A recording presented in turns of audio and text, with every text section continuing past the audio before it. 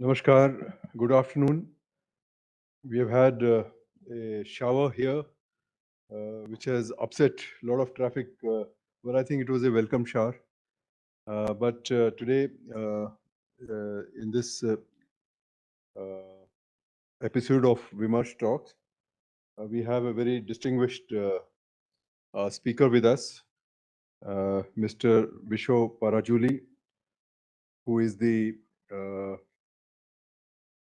representative of the World Food Program and also the country director in India. And I want to thank Mr. Parajuli for accepting our invitation to participate in this Vimarsh series of lectures, which, as you know, have been continuing for the last several years. And we try and bring eminent speakers, experts to this platform and share with them their knowledge and wisdom on interesting and unusual issues. We have discussed, Mr. Parajuli, over the years a whole range of issues connected with, of course, bread and butter, that is our foreign policy, defense and national security, international security, but also civilization and culture, governance, environment, and many other issues. So we are very grateful that you are with us here today. And I would like to give a brief introduction to the speaker.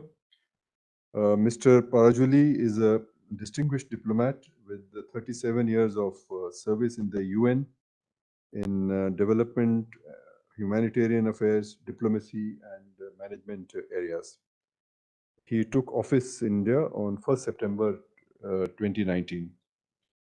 In his capacity as WFP representative, he works on issues relating to food and nutrition security in the country and maintaining at the same time close liaison with the Government of India and state governments. Prior to coming to India, he worked as the UN resident coordinator in Zimbabwe, where he worked on a range of issues, including poverty reduction, food and nutrition security, gender equity, human rights, and democratic governance issues.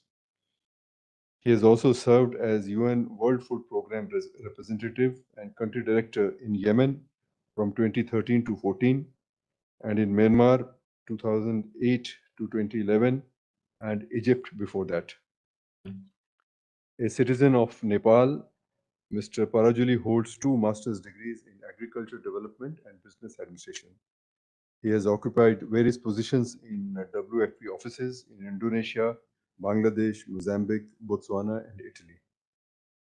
Friends, as you can see, Mr. Parajuli has had long experience in dealing with food security and nutrition issues.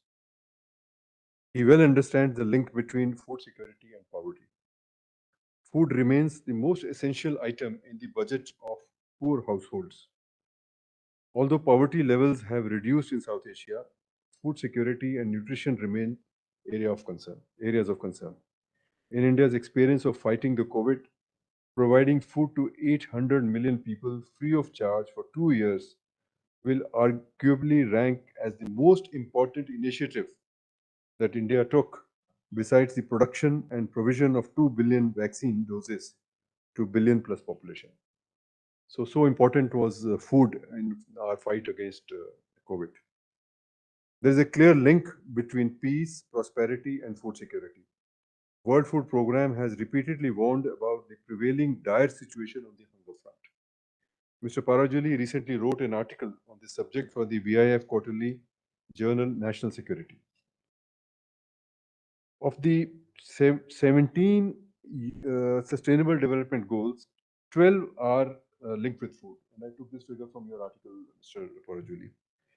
SDG 1, which is no poverty by 2030, is closely linked with the SDG 2, that is no hunger. According to World Food Program, even today, nearly 650 million people around the world are suffering from chronic hunger, which is a situation worse than that in 2014. I mean, that's a stark figure. And nearly 270 million people needed urgent food assistance in 2021. So all these facts were brought out in your article, but I just picked up a few data.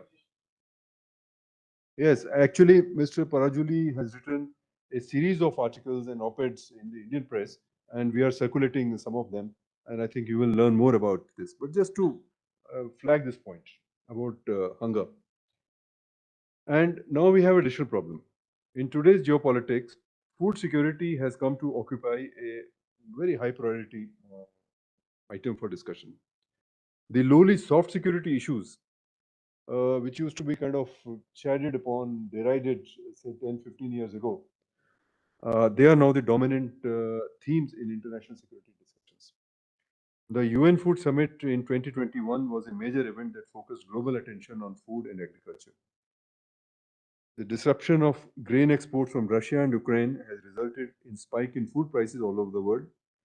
Combined with high energy prices, the rise in food inflation has contributed to a surge in inflation across the world. And today, the UN agencies are saying that we are living an unprecedented cost of living crisis. And part of it is because of the energy and food prices. Before the Green Revolution, uh, Indian population faced acute food scarcity. General Sani is here. He's talked about it many times in his discussions. I also remember in my childhood the food shortages that we used to face and we used to stand in queues and the rationing, etc. Started used to be there. Very severe rationing. Fortunately, the situation has reversed, with India emerging as a food surplus country in many areas.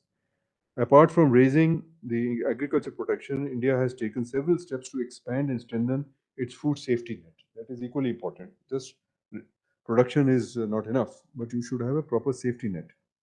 Food security is a top priority for Government of India today. It has supplied grains to many countries, including Afghanistan, in humanitarian assistance. However, we cannot be complacent. Feeding 1.4 billion people every day for the rest of their lives is a daunting task, particularly when global uncertainties are deepening and world systems are getting fragmented. Climate change is having a visibly adverse impact on agriculture production as weather systems get disturbed and floods and drought become more common. The need for reinventing agriculture, a theme which I think he has also talked about in his article, and which is a very relevant theme. We need to build food stocks and also distribution systems and think about distribution systems and essentially also building resilience in all sectors of agriculture and food production. We have also to address the problem of malnutrition amongst children. The problem is particularly acute in sub-Saharan Africa and South Asia. And talking about South Asia, I think it's high time that the countries of this region come together to build food and nutrition security in the region, and India can play some role in that. World Food Programme has played a stellar role in the fight against hunger. India has been collaborating closely with the WFP on several projects, and I'm sure Mr. Parajuli will talk about these. So we are privileged to have you here with us, sir. So over to you. Thank you very much for being with us.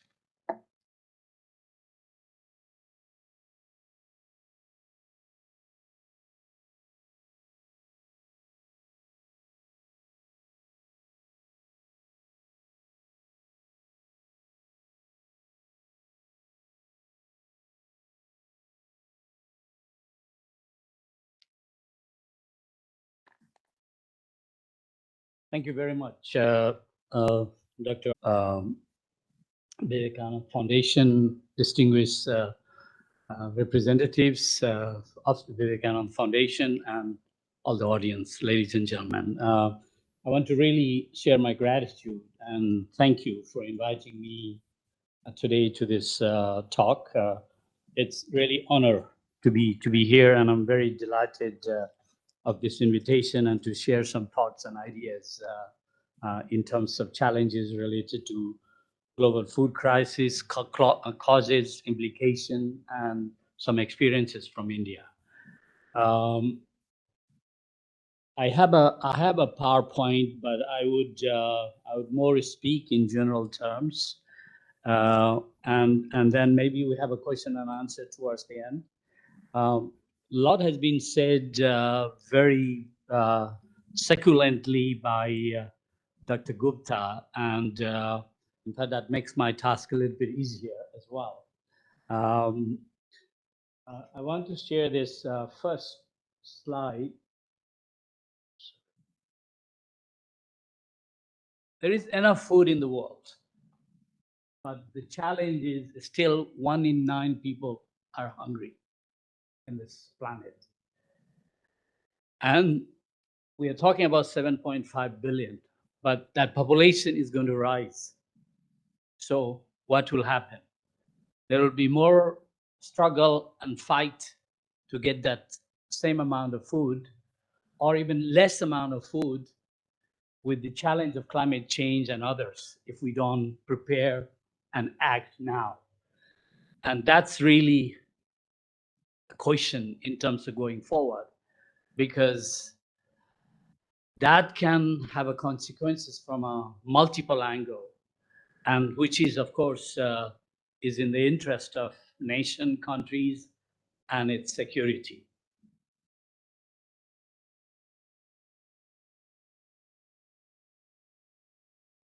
2022 has been really an unprecedented from a multiple point of view. COVID hit very hard, lots of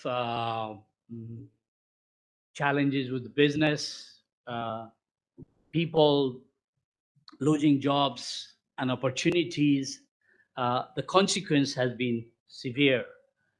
And the reference was made about 700 or so million people not getting enough food. Now that has gone up to 828 million based on latest estimates. The COVID alone had double the people not getting enough food, from 130 million to 270. Now that number has gone to 345 million. The result is price rise, consequence of Ukraine war, and continued conflict, and as well as climate change. These are serious concerns for many countries. In fact, many countries, because of concern of food, they are taking loans to buy food. There is a problem of availability, and there is a problem of higher prices, and more people having to resort to reduced meal, limited content of food, that is maybe only calorie or a small amount of protein, or absence of protein and vitamin and mineral. So when we talk about adequate food, it means food which is enough for us to have a healthy living with complete calorie, protein, vitamin, and minerals, and which is necessary for a healthy living and function well. The SDG 2 we talk about, and the reference which was made related to food and hunger, as you heard, reference to 12 SDGs. I have a chart here on SDG. For some of you, probably many of you are already aware of it. There are 17 goals, and starting from poverty, no poverty, to good health, quality education, gender, climate, all these issues. They are all interlinked with the issue of zero hunger.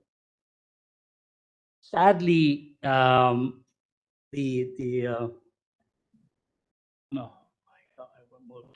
moved too far.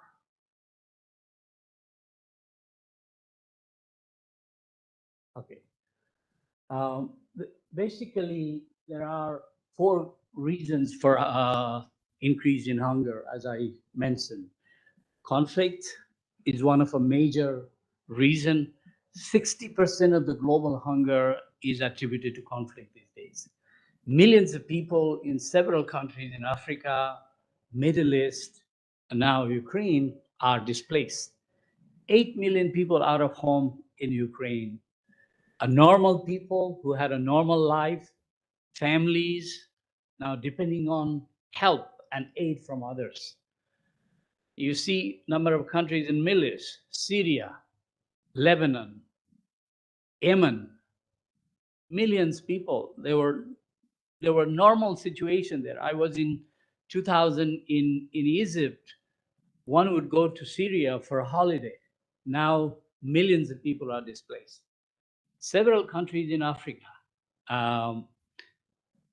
South Sudan, Sudan, the Democratic Republic of Congo, Chad, Somalia, you name it, are suffering from years of conflict. At the moment as we speak, millions of people are reaching towards starvation in Somalia for that matter. So conflict is a huge challenge, so it could not be taken very lightly. The second is the climate shocks, the rise in temperature, which has a consequence on change in rainfall patterns, ability for the crop to grow, and high intensity of rain or low intensity of rain or drought, cyclone, melting of snow. These are all have a consequences. In fact, I have seen personally in the south in some areas because of the sea rise, some villages have been displaced. So there is also the consequence of this is in terms of livelihood, in terms of food, in terms of migration. So it's not only implication of food, but a multiple, and also a health issue, climate change. A lot of non-communicable diseases or even communicable diseases can emerge from the concern of climate change. Economic concern, the pandemic, as I mentioned, loss of job and opportunities had a severe consequence on people. An overall rise in cost because of this situation. WFP spends at the moment $73 million more each month on feeding people because of higher price. So it's increasing. Now there are several countries with hunger hotspot, a ring of fire, as I say, emerging in several countries. Also, Latin American countries, which were normal middle-income countries, facing consequence because of the price rise. What? Talked about this already. This is an important point to repeat. The consequence of climate change, it will have on availability, that is the supply side of it, because I've seen it personally in several countries, the consecutive years of drought resulting in farmers completely left out with nothing. Then you can imagine those who used to depend on market from the farmers coming and selling.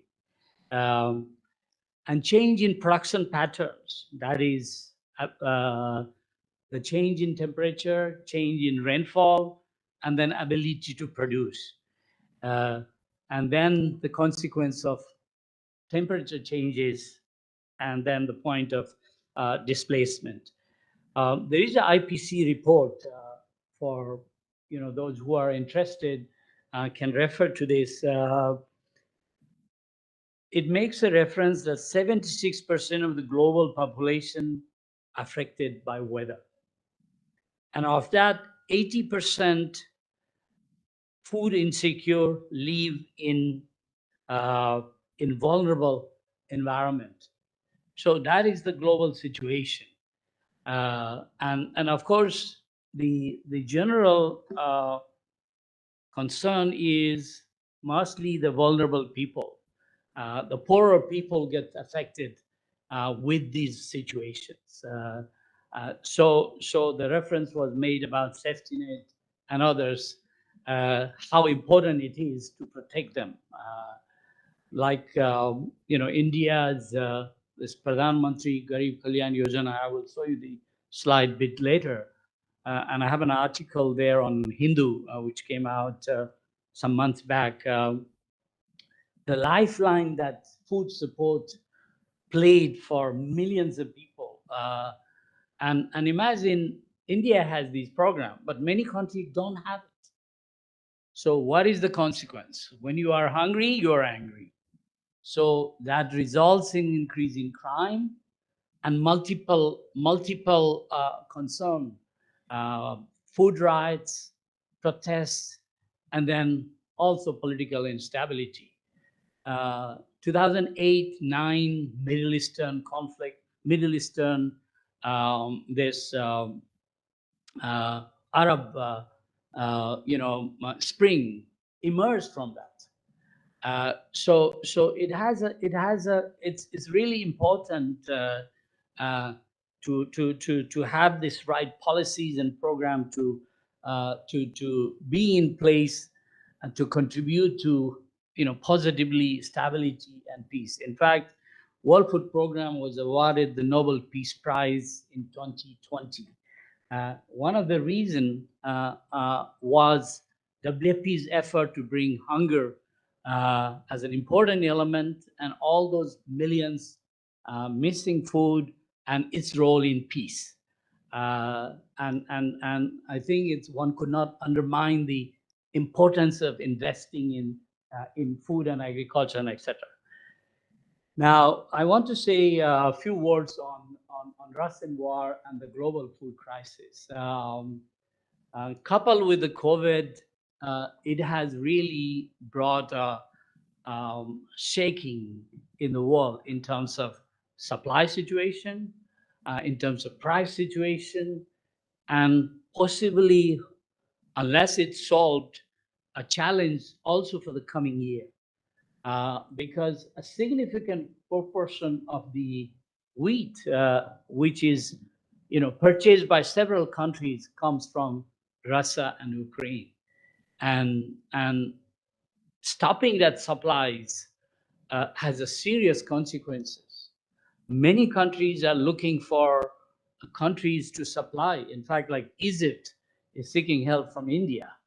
Yemen is seeking help from India, and several other countries are seeking help from India. Thanks God, India has a good stock, and it had the right policies and measures put in place, and an investment done over years, and that foresight in agricultural side. The World Food Program used to buy 40% of its 2 million tons, which we purchased from Ukraine alone. Now, we are not able to do that. So therefore, to last Friday, there was a deal signed between Russia and Ukraine to let the food come out of the port of Odessa. The importance of that cannot be underestimated, or its positive role. At the same time, Russia and Ukraine also play a major role in supply of chemicals, fertilizers, and if that is not there in terms of supporting agriculture, the production would be less, and therefore, again, availability of supplies for 2023 and 24 is still a raised concern, and so there is a real big effort in terms of making sure that these supply chain are maintained. I wanted to share something. I mean, it's not all gloomy and doom. With lots of efforts, until recently, there has been quite a significant decline in in the concern of malnutrition, for example, with the agricultural growth and etc. But unfortunately, and at the same time, there was a hope of meeting the zero hunger target or the SDG overall SDG by 2030.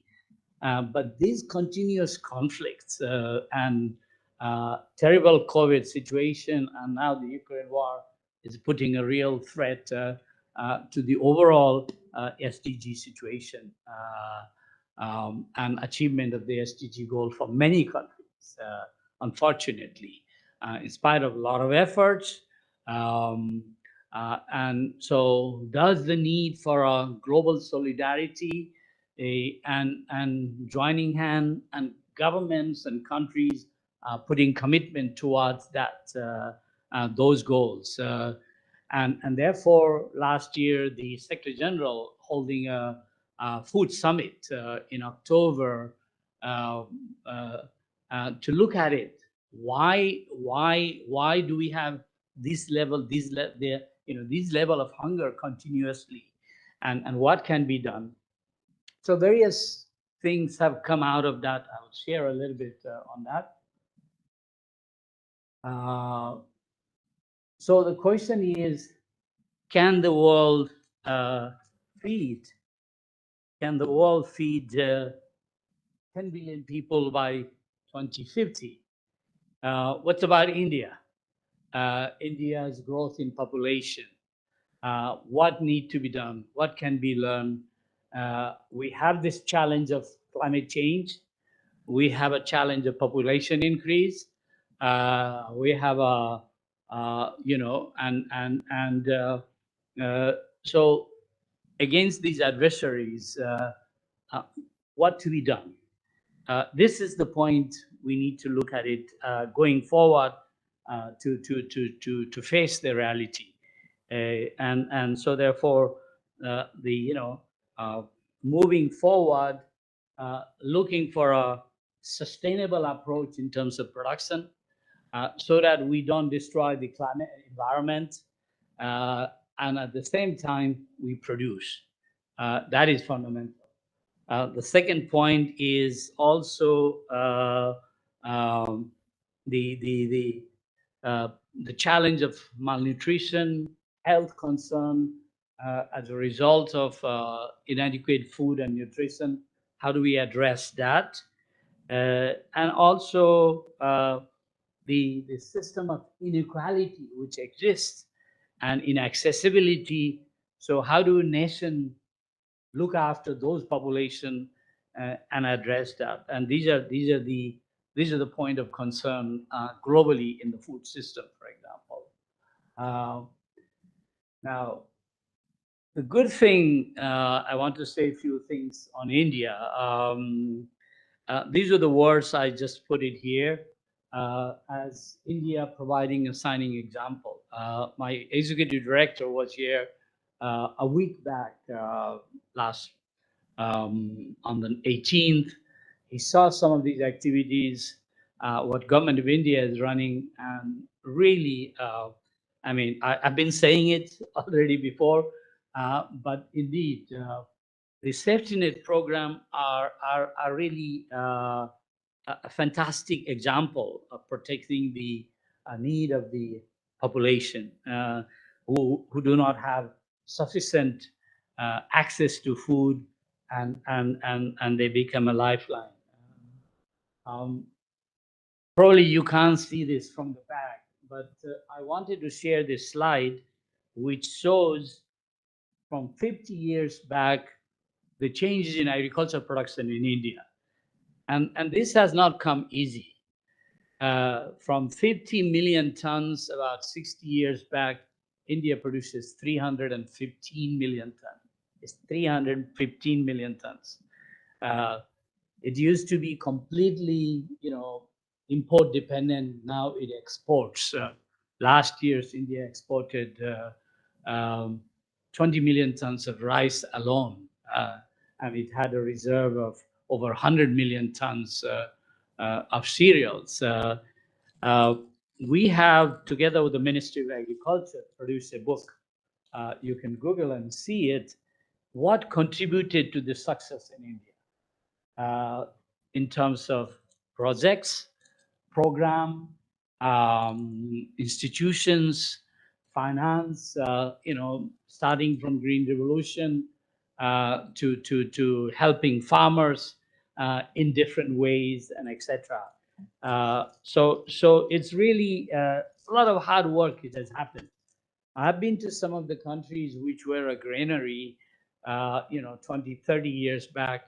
They are completely dependent on food aid and import now because they have messed up the policies, uh, never invested in infrastructure, never invested in institutions, contrary to what has happened in India, for example. Uh, one thing just to tell you, I went to agricultural university in India 40 years back. I've been following India's agriculture since then. And the changes India has made, I was invited to talk at the university, and the changes India has made in promoting uh, agriculture and the efforts being put on. Giving an example, Odisha. 20 years back, Odisha used to be uh, depending on rice and other things from other states. Now it has a surplus of rice in Odisha state. Poverty level coming down from 50% to 30%. Still high, but coming down. If you look at the other states, some of these states, Niti Aayog recently produced a report. Bihar has over still 50% poverty. And some of the central state, like I think it's Jharkhand, Uttar Pradesh, still high, but it's going down. But the concern is very high in, for example, like in Bihar. But if you look at the southern states, uh, really very good progress on many fronts. So the issue is good governance, right policies, program activities, investment, crucial. Um, uh, and in this context, I also want to say that it's not enough just producing, but I think what is really another thing which is fantastic in India's case, just to share, because I'm engaged in a day-to-day basis, is Food Security Act, under which India has these three programs. Public distribution program, which covers 800 million people with 5 kilo of wheat or rice every month.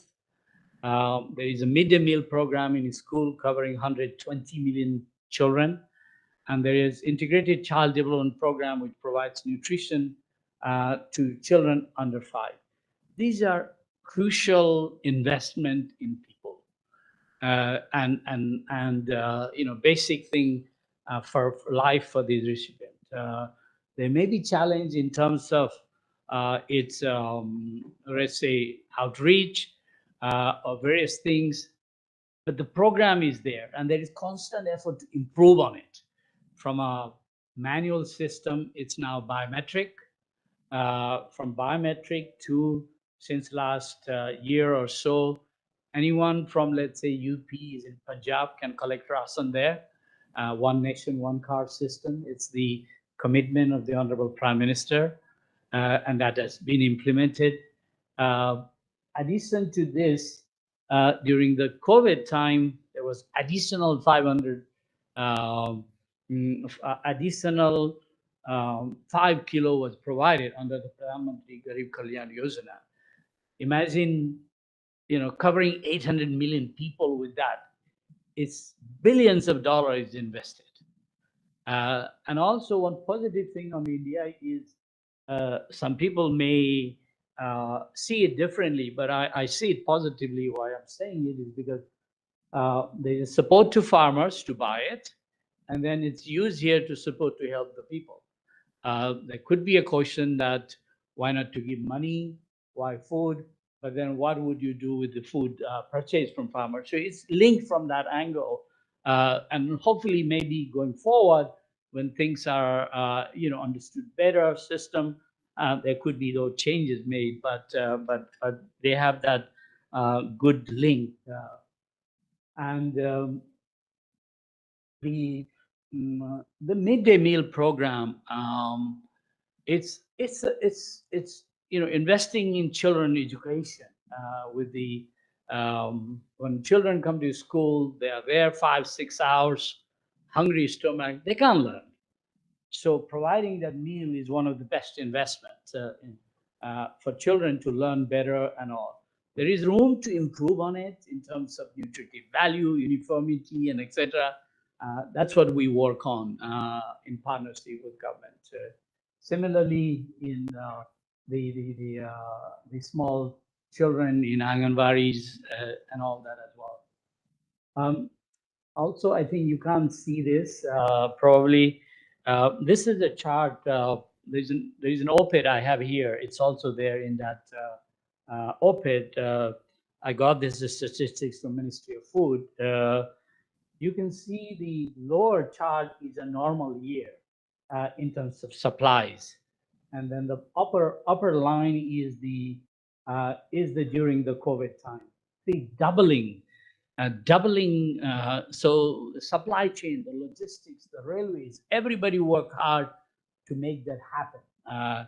So there was a united effort to make it happen, and that is really important in terms of really responding to that COVID.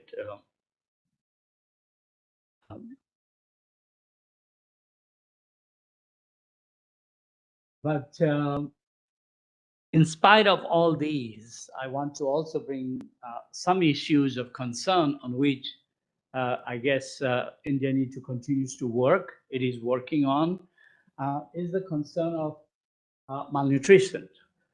Stunting is still high, wasting is high, and underweight is very high because of the number of reasons. One is awareness in terms of diversifying the meal, consuming vitamin, minerals, or eating vegetables or eggs or milk, and etc. And instead of that, limiting to probably simple chapati or little dal only or little vegetable or pickle, etc. And working hard that point.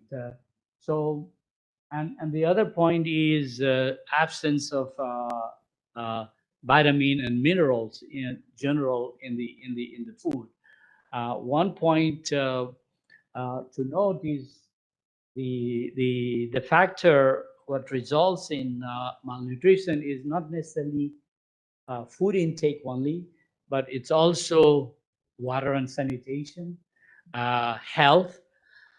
So those factor also results in, and additionally, mothers health, what mother is eating from pregnancy till breastfeeding and etc. So that wholesome approach is really fundamental, and that's why the Integrated Child Development Program, or POSHAN Abhiyan, is really campaigned and put forward together with improvement in sanitation, the water system, and etc. So India's efforts on that is really also commendable. Additionally, a year back, there is another chart I want to show you. See, India comes one of the darkest red because of that concern. It has one of the highest level of malnutrition. This is the chart I want to show you. The anemia, iron deficiency is also on the rise and very high in India for multiple reasons. And so the Prime Minister announced 2 years back about fortification rice supplied to under the public distribution program, a major initiative which has been launched to address these issues. And Food Department or Ministry of Food, really, we are working together with them to support this There are myths, of course. Sometimes people say, this will happen, that will happen, and communicating that and making people to understand why fortification and its importance, uh, how will it change things, what should be done. So there is a compulsory a plan to make a universality of fortification by 2024.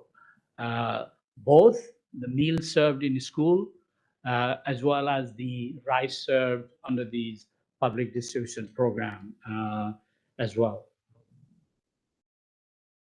Uh, the I think maybe I think we already talked about this. Um, so I made this reference before as well. Uh, Food is not just food; it contributes to peace, stability, and therefore it's a it's a pathway for peace. And this is how it generally perceived now its importance, given its scarcity, given its consequences, and as I was saying, when WFP was awarded the Nobel Peace Prize in 2020, I have a quote here from the Nobel Peace Prize Committee: "Until the day we have a medical vaccine, food is the best vaccine against chaos." Uh, Now, I want to conclude with uh, 5 or 6 messages. Uh, the most important thing is really for food security is peace. Unfortunately, without peace, uh, peace conflict causes 60% of the food insecurity. So without peace, it's difficult to ensure food security. All these people who are displaced and in a refugee camp, etc. So the world has to really work on that one. Second is protecting the poor is really important to ensure food security with programs like what India has. And in some other countries, they have caste program. European countries, US, they have this social security program. That basically a support to people in terms of their livelihood. Third is the issue of responding, preparing to climate change. How do we adapt to climate change and respond to the change in environments? For example, uh, developing variety of seeds which adapt to the higher temperature, for example. Um, uh, and also uh, different level of innovation uh, uh, and diversification of crops and livelihood opportunities and right type of policies and program. Uh, there is increasing challenge of overuse of water, for example. I mean, there is a reference about Punjab. Lots of underground water is being sucked in for one reason or the other. Now, one day that water would deplete. What would happen to this state of Punjab from that, which is a granary now? So looking at ways to minimize that, diversifying crops. And other point I also want to mention is focusing on women and gender. In a lot of societies, countries, including India, women play a very fundamental role in agriculture and farm food security. How do we empower them? How do we engage them? How do we ensure they are playing a productive, continues to play a productive role? They are empowered. Their work is rewarded. Uh, that should be a part of the policies and program going forward. And lastly, looking into maybe of a food system approach, and not just going for producing enough only, but producing while protecting environment, producing and also making sure those who really need help are helped.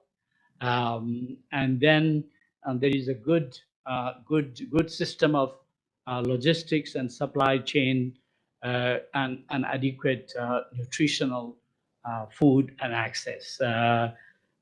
So maintaining this is really fundamental to sustain the way forward. This is a picture of India's feeding Afghanistan.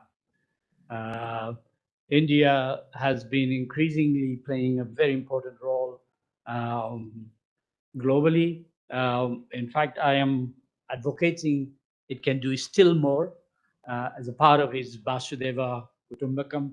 There's an article I have written in that context. And I think this generous support from India to Afghanistan and many other countries doing is extremely important, as the world also joined to help India in the 50s or so. And I think it is, and the reference to Southeast Asia, the concern of climate change, and adapting as a reason, securing as a reason, is really important. And I want to thank you for inviting me, sir, and for this opportunity to share some thoughts and be here with you. Thank you very much indeed.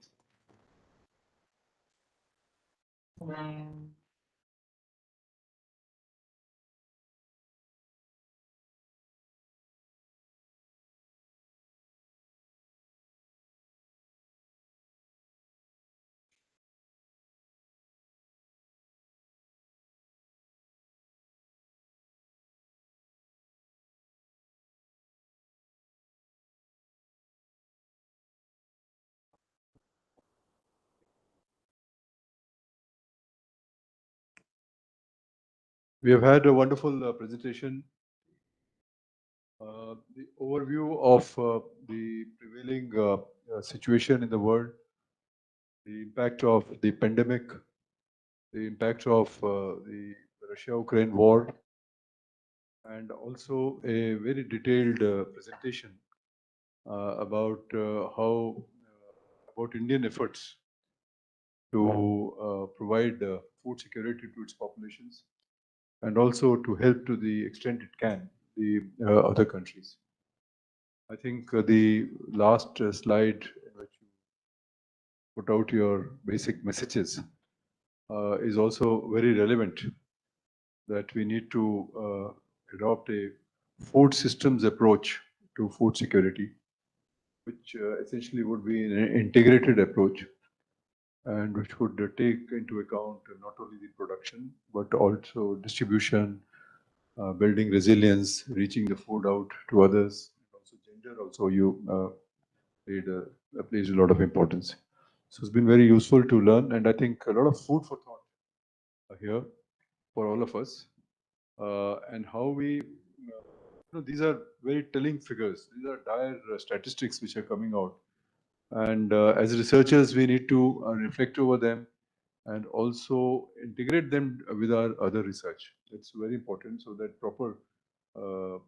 we are able to generate innovative ideas as to how to deal with today's problems. It's not simply bilateral problems happening on our borders, but what's happening amidst ourselves and around ourselves. That's very important.